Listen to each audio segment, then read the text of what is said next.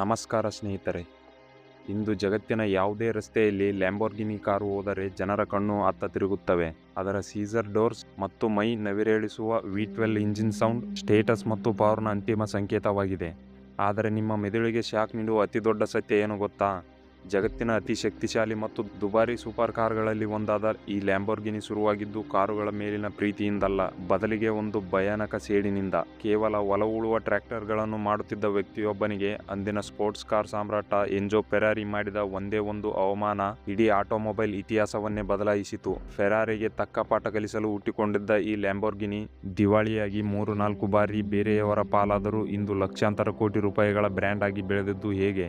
ಇವತ್ತಿನ ಈ ಡಾಕ್ಯುಮೆಂಟರಿಯಲ್ಲಿ ನಾವು ಲ್ಯಾಂಬೋರ್ಗಿನಿಯ ಇನ್ಸೈಡ್ ಬಿಸಿನೆಸ್ ಮತ್ತು ಇಂಜಿನಿಯರಿಂಗ್ ರಹಸ್ಯಗಳು ಮತ್ತು ಆ ರೋಚಕ ಶೇಡಿನ ಕಥೆಯ ಬಗ್ಗೆ ತಿಳಿದುಕೊಳ್ಳೋಣ. ಇಟಲಿಯ ರೆನಾಜೋ ಎಂಬ ಸಣ್ಣ ಹಳ್ಳಿಯಲ್ಲಿ ದ್ರಾಕ್ಷಿ ಬೆಳೆಯುವ ಒಬ್ಬ ಬಡ ರೈತ ಮಗನಾಗಿ ಹುಟ್ಟಿದವನೇ ಫೆರುಚಿಯೋ ಲ್ಯಾಂಬೋರ್ಗಿನಿ. ಅವನಿಗೆ ಕೃಷಿಗಿಂತ ಹೆಚ್ಚಾಗಿ ಟ್ರ್ಯಾಕ್ಟರ್ ಮತ್ತು ಮೆಕ್ಯಾನಿಕ್ಸ್ ಮೇಲೆ ಎಲ್ಲಿಲ್ಲದ ಆಸಕ್ತಿ ಇತ್ತು. ಎರಡನೇ ಮಹಾಯುದ್ಧದಲ್ಲಿ ಇಟಾಲಿಯನ್ ಏರ್ಫೋರ್ಸ್ನಲ್ಲಿ ಮೆಕ್ಯಾನಿಕ್ ಆಗಿ ಕೆಲಸ ಮಾಡಿದ್ದ ಫೆರುಚಿಯೋ ಯುದ್ಧದ ನಂತರ ಒಂದು ಅದ್ಭುತ ಬಿಸಿನೆಸ್ ಐಡಿಯಾ ಮಾಡಿದ. ಯುದ್ಧದ ನಂತರ ಇಟಲಿಯ ಮಿಲಿಟರಿ ವಾಹನಗಳು ಮತ್ತು ಬಿಡಿಭಾಗಗಳನ್ನು ಅನಾಥವಾಗಿ ಬಿದ್ದಿದ್ದವು. ಫೆರುಚಿಯೋ ಅವುಗಳನ್ನು ಕಡಿಮೆ ಬೆಲೆಗೆ ಖರೀದಿಸಿ ತನ್ನ ಬುದ್ಧಿವಂತಿಕೆಯಿಂದ ಮಾರ್ಪಾಡು ಮಾಡಿ ಕೃಷಿಗೆ ಬಳಸುವ ಟ್ರ್ಯಾಕ್ಟರ್ಗಳನ್ನಾಗಿ ಮಾಡಿ ಮಾರಲು ಶುರು ಮಾಡಿದ. ಆತನ ಲ್ಯಾಂಬೋರ್ಗಿನಿ ಟ್ರಾಟೋರಿ ಕಂಪನಿ ಎಷ್ಟು ಸಕ್ಸಸ್ ಆಯ್ತೆಂದರೆ 1950ರ ದಶಕದ ಹೊತ್ತಿಗೆ ಫೆರುಚಿಯೋ ಇಟಲಿಯ ಅತಿದೊಡ್ಡ ಶ್ರೀಮಂತರಲ್ಲಿ ಒಬ್ಬನಾದ. ದುಡ್ಡು ಬಂದ ಮೇಲೆ ಐಷಾರಾಮಿ ಕಾರುಗಳ ಹುಚ್ಚು ಶುರುವಾಯಿತು. ಮರ್ಸಡೀಸ್, ಮಸೆರಾಟಿ, ಅಲ್ಫಾ ರೋಮಿಯೋ, ಜಾಗ್ವಾರ್ ಹೀಗೆ ಸಾಲು ಸಾಲು ಕಾರುಗಳನ್ನು ಖರೀದಿಸಿದ. ಆದರೆ ಅವನಿಗೆ ಅತಿ ಹೆಚ್ಚು ಪ್ರೀತಿ ಇದ್ದದ್ದು ಫೆರಾರಿ ಕಾರುಗಳ ಮೇಲೆ. ಫೆರುಚಿಯೋ ಲ್ಯಾಂಬೋರ್ಗಿನಿ ಬಳಿ ಫೆರಾರಿ 250 GT ಕಾರ್ ಇತ್ತು. ಆದರೆ ಆ ಕಾರಿನಲ್ಲಿ ಪದೇ ಪದೇ ಕ್ಲಚ್ ಹಾಳಾಗುತ್ತಲೇ ಇತ್ತು. ಆತ ಎಷ್ಟೋ ಬಾರಿ ಫೆರಾರಿ ಫ್ಯಾಕ್ಟರಿಗೆ ಹೋಗಿ ಕ್ಲಚ್ ರಿಪೇರಿ ಮಾಡಿಸಿಕೊಂಡು ಬಂದಿದ್ದ. ಆದರೆ ಸಮಸ್ಯೆ ಬಗೆಹರಿಯಲಿಲ್ಲ. ಕೊನೆಗೆ ಬೇಸರಗೊಂಡು ತನ್ನ ಟ್ರ್ಯಾಕ್ಟರ್ ಫ್ಯಾಕ್ಟರಿಯಲ್ಲಿ ಆ ಫೆರಾರಿಯ ಇಂಜಿನ್ ಬಿಚ್ಚಿ ನೋಡಿದಾಗ ಫೆರುಚಿಯೋಗೆ ದೊಡ್ಡ ಶಾಕ್ ಆದಿತ್ತು. ಫೆರಾರಿ ಕಾರಿನಲ್ಲಿ ಬಳಸಿದ್ದ ಕ್ಲಚ್ ಮತ್ತು ಫೆರುಚಿಯೋ ತನ್ನ ಟ್ರ್ಯಾಕ್ಟರ್ಗಳಲ್ಲಿ ಬಳಸಿದ್ದ ಕಮರ್ಷಿಯಲ್ ಕ್ಲಚ್ ಎರಡೂ ಒಂದೇ ಕಂಪನಿಯದ್ದಾಗಿದ್ದವು. ಫೆರಾರಿ ಅತ್ಯಂತ ಅಗ್ಗದ ಬಿಡಿಭಾಗಗಳನ್ನು ಬಳಸಿ ಗ್ರಾಹಕರಿಗೆ ದುಬಾರಿ ಬೆಲೆಗೆ ಮಾರುತ್ತಿದ್ದ. ಇದನ್ನು ನೇರವಾಗಿ ಎನ್ಜೋ ಫೆರಾರಿಗೆ ಹೇಳಿ ಸರಿಪಡಿಸುವಂತೆ ಕೇಳಲು ಫೆರುಚಿಯೋ ಫೆರಾರಿಯ ಕಂಪನಿಗೆ ಹೋದನು. ಫೆರಾರಿ ಆಗಲೇ ರೇಸಿಂಗ್ ಜಗತ್ತಿನ ದಂತಕಥೆಯಾಗಿತ್ತು. ಒಬ್ಬ ಸಾಮಾನ್ಯ ಟ್ರ್ಯಾಕ್ಟರ್ ತಯಾರಕ ಬಂದು ತನ್ನ ಕಾರಿನಲ್ಲಿ ದೋಷವಿದೆ ಎಂದು ಹೇಳಿದ್ದನ್ನು ಎನ್ಜೋ ಫೆರಾರಿ ಸಹಿಸಿಕೊಳ್ಳಲು ಆಗಲಿಲ್ಲ. ಆತ ಅಹಂಕಾರದಿಂದ ಕಾರಿನಲ್ಲಿ ಯಾವುದೇ ಸಮಸ್ಯೆ ಇಲ್ಲ, ಓಡಿಸುವ ನಿನ್ನಲ್ಲಿ ಸಮಸ್ಯೆ ಇದೆ, ಕಾರುಗಳನ್ನು ಮಾಡುವುದು ನನಗೆ ಬಿಡು, ನೀನು ಹೋಗಿ ಟ್ರ್ಯಾಕ್ಟರ್ ಮಾಡಿಕೊ ಎಂದು ಹೇಳುತ್ತಾನೆ. ಈ ಮಾತು ಫೆರುಚಿಯೋನ ಎದೆಗೆ ಬಾಣದಂತೆ ನಾಟಿತು. ಫೆರಾರಿಗಿಂತ ವೇಗವಾದ, ಪವರ್ಫುಲ್ ಆದ ಹಾಗೂ ಐಷಾರಾಮಿ ಕಾರನ್ನು ನಾನೇ ಸ್ವತಃ ಮಾಡಿ ತೋರಿಸುತ್ತೇನೆ ಎಂದು ಅಂದೇ ಶಪಥ ಮಾಡಿದ. ಫೆರುಚಿಯೋ ಲ್ಯಾಂಬೋರ್ಗಿನಿಗೆ ಕಾರು ಹೇಗೆ ಮಾಡಬೇಕೆಂದು ತಿಳಿದಿರಲಿಲ್ಲ. ಆದರೆ ಟ್ಯಾಲೆಂಟ್ ಅನ್ನು ಎಲ್ಲಿಂದ ತರಬೇಕು ಎಂದು ಗೊತ್ತಿತ್ತು. ಆತ ನೇರವಾಗಿ ಎನ್ಜೋ ಫೆರಾರಿಯ ಜೊತೆ ಜಗಳವಾಡಿ ಕೆಲಸ ಬಿಟ್ಟಿದ್ದ ಟಾಪ್ ಇಂಜಿನಿಯರ್ಗಳಾದ ಜಿಯೋಟ್ಟೋ ಬಿಜಾರಿನಿ, ಜಿಯನ್ ಪಾವಲೋ ದಲ್ಲಾರಾ ಅವರನ್ನು ಕೆಲಸಕ್ಕೆ ಇಟ್ಟುಕೊಳ್ಳುತ್ತಾನೆ. ಗಿಟ್ಟೋ ಬಿಜಾರಿನಿ ಫೆರಾರಿಯ ಅತ್ಯುತ್ತಮ V12 ಇಂಜಿನ್ ಡಿಸೈನರ್ ಆಗಿದ್ದ. ಲ್ಯಾಂಬೋರ್ಗಿನಿ ಅವನಿಗೆ ಒಂದು ವಿಚಿತ್ರ ಆಫರ್ ಕೊಟ್ಟರು. ಫೆರಾರಿಯ V12 ಇಂಜಿನ್ಗಿಂತ ಹೆಚ್ಚು ಪವರ್ಫುಲ್ ಆದ ಇಂಜಿನ್ ನೀನು ಮಾಡಬೇಕು.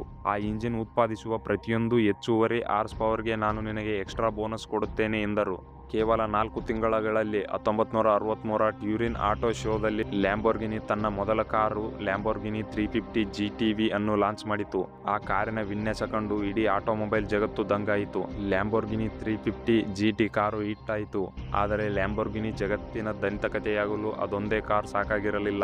ಆ ಸಮಯದಲ್ಲಿ ಲ್ಯಾಂಬೋರ್ಗಿನಿ ಇಂಜಿನಿಯರ್ಗಳು ಬಿಡುವು ಮಾಡಿಕೊಂಡು ರಹಸ್ಯವಾಗಿ ಡಿಸೈನ್ ಮಾಡಿದ ಆ ಒಂದು ಕಾರು ಇಡೀ ಜಗತ್ತಿನ ಸೂಪರ್ ಕಾರ್ ಎಂಬ ಹೆಸರು ಪದವನ್ನೇ ಹುಟ್ಟುಹಾಕಿತು. ಫೆರುಚಿಯೋ ಲ್ಯಾಂಬೋರ್ಗಿನಿಗೆ ರೇಸಿಂಗ್ ಇಷ್ಟವಿರಲಿಲ್ಲ. ಆತನಿಗೆ ಗ್ರ್ಯಾಂಡ್ ಟೂರಿಂಗ್ ಕಾರುಗಳು ಅಂದರೆ ಐಷಾರಾಮಿ ಮತ್ತು ಆರಾಮದಾಯಕ ಸ್ಪೋರ್ಟ್ಸ್ ಕಾರುಗಳಷ್ಟೇ ಬೇಕಿತ್ತು. ಆದರೆ ಆತನ ಯುವ ಇಂಜಿನಿಯರ್ಗಳಾದ ಡಲ್ಲಾರಾ ಮತ್ತು ಸ್ಟಾಂಜಾನಿಗೆ ರೇಸಿಂಗ್ ಕಾರು ಮಾಡುವ ಹುಚ್ಚಿತ್ತು. ಅವರು ರಾತ್ರಿ ಹೊತ್ತು ಫೆರುಚಿಯೋಗೆ ಗೊತ್ತಾಗದಂತೆ ರಹಸ್ಯವಾಗಿ ಒಂದು ಚಾಸಿಸ್ ಡಿಸೈನ್ ಮಾಡಿದ್ದರು. ಅದರ ವಿಶೇಷತೆ ಏನೆಂದರೆ ಇಂಜಿನ್ ಕಾರಿನ ಮುಂಭಾಗದಲ್ಲಿ ಇರಲಿಲ್ಲ, ಬದಲಾಗಿ ಡ್ರೈವರ್ನ ಹಿಂದಿನ ಸೀಟಿನ ಹಿಂದೆ ಇತ್ತು. ಇದನ್ನು ಮಿಡ್ ಇಂಜಿನ್ ಲೇಔಟ್ ಎನ್ನುತ್ತಾರೆ. ಫೆರಾರಿ ಕೂಡ ಆ ಸಮಯದಲ್ಲಿ ತನ್ನ ರಸ್ತೆ ಕಾರುಗಳಲ್ಲಿ ಈ ತಂತ್ರಜ್ಞಾನ ಬಳಸಿರಲಿಲ್ಲ. ಫೆರುಚಿಯೋ ಈ ಡಿಸೈನ್ ನೋಡಿದಾಗ ದಂಗಾದ. ತಕ್ಷಣವೇ ಅದಕ್ಕೆ ಗ್ರೀನ್ ಸಿಗ್ನಲ್ ಕೊಟ್ಟ. 1966ರ ಜಿನಿವಾ ಮೋಟಾರ್ ಶೋದಲ್ಲಿ ಬಿಡುಗಡೆಯಾದ ಆ ಕಾರೇ ಐತಿಹಾಸಿಕ ಲ್ಯಾಂಬೋರ್ಗಿನಿ ಮಿಯುರಾ. ಇದು ಅಂದಿನ ಕಾಲಕ್ಕೆ ಜಗತ್ತಿನ ಅತಿ ವೇಗದ ಪ್ರೊಡಕ್ಷನ್ ಕಾರ್ ಆಗಿತ್ತು. ಮಿಯುರಾದ ಆಗಮನದ ನಂತರ ಇಡೀ ಜಗತ್ತು ಸೂಪರ್ ಕಾರ್ ಎಂಬ ಪದವನ್ನು ಬಳಸಲು ಶುರು ಮಾಡಿತ್ತು. 1970ರ ದಶಕದಲ್ಲಿ ಜಾಗತಿಕ ತೈಲ ಬಿಕ್ಕಟ್ಟು ಶುರುವಾಯಿತು. ಹೆಚ್ಚು ಮೈಲೇಜ್ ಕೊಡುವ ಸೂಪರ್ ಕಾರ್ಗಳು ಕೊಳ್ಳುವವರ ಸಂಖ್ಯೆ ಕುಸಿಯಿತು. ಜೊತೆಗೆ ಫೆರುಚಿಯೋನ ಟ್ರ್ಯಾಕ್ಟರ್ ಬಿಸಿನೆಸ್ ಕೂಡ ಕೂಡ ನಷ್ಟಕ್ಕೆ ಸಿಲುಕಿತು. ಕೇವಲ 10 ವರ್ಷಗಳಲ್ಲಿ ಫೆರುಚಿಯೋ ತನ್ನ ಪ್ರೀತಿಯ ಲ್ಯಾಂಬೋರ್ಗಿನಿ ಕಂಪನಿ ಮಾರಿ ಹೊರಬಂದ. ನಂತರ 20 ವರ್ಷಗಳಲ್ಲಿ ಲ್ಯಾಂಬೋರ್ಗಿನಿ ಅನೇಕ ಮಾಲೀಕರನ್ನು ಕೈ ಬದಲಾಯಿಸಿತ್ತು. ಸ್ವಿಸ್ ಉದ್ಯಮಿಗಳು, ಅಮೆರಿಕದ ಕ್ಲಿಸ್ಸರ್ ಕಂಪನಿ, ಇಂಡೋನೇಷ್ಯಾದ ಕಂಪನಿ, ಹೀಗೆ ದಿಕ್ಕು ತೋಚದೆ ಅಲೆದಾಡಿತ್ತು. ಕಂಪನಿ ಬಹುತೇಕ ಮುಚ್ಚಿ ಹೋಗುವ ಹಂತ ತಲುಪಿತ್ತು. ಆದರೆ 1998ರಲ್ಲಿ ಜರ್ಮನಿಯ ವೋಕ್ಸ್ ವ್ಯಾಗನ್ ಅಡಿಯಲ್ಲಿದ್ದ ಆಡಿ ಕಂಪನಿ ಲ್ಯಾಂಬೋರ್ಗಿನಿಯನ್ನು ಖರೀದಿಸಿತು. ಇಟಾಲಿಯನ್ ಎಮೋಷನ್ ಮತ್ತು ಜರ್ಮನ್ ಇಂಜಿನಿಯರಿಂಗ್ ಪರ್ಫೆಕ್ಟ್ ಮ್ಯಾಚ್ ಶುರುವಾಯಿತು. ಆಡಿ ಬಂದ ಮೇಲೆ ಲ್ಯಾಂಬೋರ್ಗಿನಿ ಗಲ್ಲಾರ್ಡೋ ಮತ್ತು ಮುರ್ಸಿಲಾಗೋ ಲಾಂಚ್ ಮಾಡಿ ಹಿಟ್ಟಾಯಿತು. ಆದರೆ ಕೇವಲ ಸೂಪರ್ ಕಾರ್ಗಳಿಂದ ಲಾಭ ಮಾಡುವುದು ಕಷ್ಟ ಎಂಬ ಸತ್ಯ ಆಡಿಗೆ ಗೊತ್ತಿತ್ತು. ಆದ್ದರಿಂದ 2017ರಲ್ಲಿ ಅವರು ಒಂದು ರಿಸ್ಕ್ ತೆಗೆದುಕೊಂಡರು. ಅದೇ ಲ್ಯಾಂಬೋರ್ಗಿನಿ ಉರುಸ್ ಎಂಬ ಸೂಪರ್ ಎಸ್ಯುವಿ ಲಾಂಚ್ ಮಾಡಿತು. ಅನೇಕರು ಲ್ಯಾಂಬೋರ್ಗಿನಿಯಂತಹ ಕಂಪನಿ ಎಸ್ಯುವಿ ಮಾಡಿದರೆ ಬ್ರ್ಯಾಂಡ್ ಇಮೇಜ್ ಹಾಳಾಗುತ್ತದೆ ಎಂದರು. ಆದರೆ ಉರುಸ್ ಇತಿಹಾಸವನ್ನೇ ಬದಲಿಸಿತು. ಇಂದು ಲ್ಯಾಂಬೋರ್ಗಿನಿಯ ಒಟ್ಟು ಸೇಲ್ಸ್ನಲ್ಲಿ 50%ಕ್ಕಿಂತ ಹೆಚ್ಚು ಪಾಲು ಈ ಉರುಸ್ ಕಾರಿನದ್ದೇ. ಈ ಕಂಪನಿಗೆ ಅಗಾಧವಾದ ಕ್ಯಾಶ್ ಫ್ಲೋ ತಂದುಕೊಟ್ಟದ್ದು ಮತ್ತು ಆ ಹಣದಿಂದ ಅವರು ಇಂದು ಹೈಬ್ರಿಡ್ V12 ಇಂಜಿನ್ ಇರುವ ರಿವಾಲ್ಟೋ ಕಾರುಗಳನ್ನು ಡೆವಲಪ್ ಮಾಡುತ್ತಿದ್ದಾರೆ. ಲ್ಯಾಂಬೋರ್ಗಿನಿ ಬಗ್ಗೆ ಇಂಟರ್ನೆಟ್ನಲ್ಲಿ ನಿಮಗೆ ಸಿಗದ ಕೆಲವು ಬಿಚ್ಚಿ ಬೀಳಿಸುವ ಸತ್ಯಗಳು. ಲ್ಯಾಂಬೋರ್ಗಿನಿ ಲೋಗೋದಲ್ಲಿ ಗೂಳಿ ಇರಲು ಕಾರಣ ಫೆರುಚಿಯೋ ಅವರ ರಾಶಿ ವೃಷಭ ಅಷ್ಟೇ ಅಲ್ಲ, ಅವರ ಬಹುತೇಕ ಕಾರುಗಳು ಯುದ್ಧ ಮಾಡುವ ಪ್ರಸಿದ್ಧ ಸ್ಪ್ಯಾನಿಷ್ ಗೂಳಿಗಳ ಹೆಸರುಗಳನ್ನೇ ಇಡಲಾಗಿದೆ. ಕಾರುಗಳಿಗೆ ಗೂಳಿಯ ಹೆಸರಿಡುವ ಸಂಪ್ರದಾಯವನ್ನು ಮುರಿದ ಒಂದೇ ಒಂದು ಕಾರು ಎಂದರೆ ಲ್ಯಾಂಬೋರ್ಗಿನಿ ಕೌಂಟೆಚ್. ಲ್ಯಾಂಬೋರ್ಗಿನಿ ಈಗ ಕೇವಲ ಸೂಪರ್ ಕಾರ್ ಮಾಡುತ್ತಿಲ್ಲ.